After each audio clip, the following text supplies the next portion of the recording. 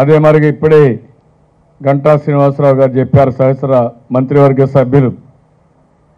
మీడియాలో కూడా అమితమైన ఉత్సాహం ఎక్కువైపోయింది. మీరు కూడా కొంచెం స్క్రీన్ చేసుకోవాల్సిన అవసరం ఉంది. మేము కూడా క్యారెక్టర్ డ్యామేజ్ చేయడం, బురజల్లే కార్యక్రమం చేయడం మంచిది కాదు. మీరు ఎవరన్నా వ్యక్తిగత ప్రయోజనాలు, వ్యక్తిగత కక్షలుంటే వేరే విధంగా ఇది చేస్తే బాగుంటుంది. కానీ ఆ నిమిషం కోసం లేకుంటే మీకేదో జరగలేదని మా మీద బురజల్లే కార్యక్రమం వస్తే, మేము కూడా బురజల్లే కార్యక్రమం వస్తే చాలా ప్రమాదం వస్తుంది. ఉందాగా ఉండండి, వాస్తవాన్ని వేయండి. నేను దానికి భయపడ్డా. కానీ అవాస్తవాలు వేసి లేనిపోని కన్ఫ్యూజన్ క్రియేట్ చేయాలంటే మాత్రం మంచిది కాదని మీడియా కూడా ఎత్తో చెప్తున్నా.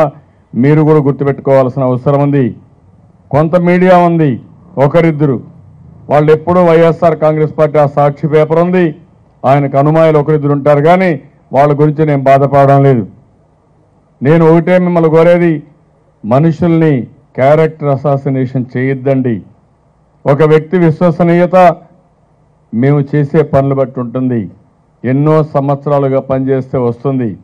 అట్లా కాకుండా గంటా శ్రీనివాసరావు గారు నా దగ్గర కూర్చొని మేము మాట్లాడుకుంటా ఉంటే, ఆయన ఏదో లోటస్ పాండ్లో ఉన్నాడనో, దారిలో ఉన్నాడనో, మీటింగ్ ఫిక్స్ అయిందనో గాలి వార్తలు రాస్తే ఆ గాలి వార్తలు మంచిది కాదని మీడియాకు కూడా చెప్తున్నాను. తమ్ముళ్ళు, ఉత్సాహం పనికిరాదు. మీ మేనేజ్మెంట్ కూడా చెప్పాలి, వాళ్ళు వింటూ ఉంటారు.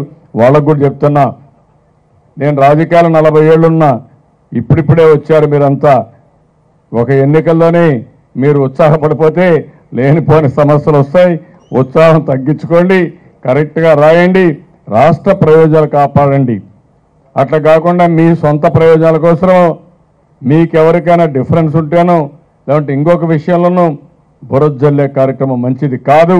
ఆ విషయం కూడా మీరు గుర్తుపెట్టుకోవాల్సిన అవసరం ఉందని చెప్పి మరొక్కసారి తెలియజేసుకుంటూ, వార్తావాణి న్యూస్ ఛానల్ ఎప్పటికప్పుడు రాజకీయ, సినీ విశేషాలు, స్పోర్ట్స్ మరియు సాంకేతిక పరమైన మరెన్నో విషయాలను మన ముందుకు తెస్తుంది. మరింత సమాచారం కొరకు వార్తావాణి న్యూస్ ఛానల్ ని సబ్స్క్రైబ్ చేయండి.